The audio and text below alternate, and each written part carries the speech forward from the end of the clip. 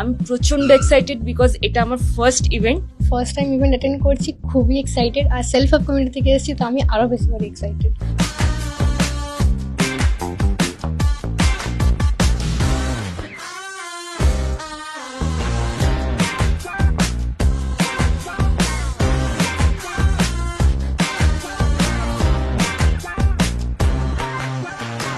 ভীষণ আনন্দ লাগছে আর এক্সাইটমেন্ট অনেক কাজ করছে যে কি কি শিখতে পারবো আরো নতুনত্ব।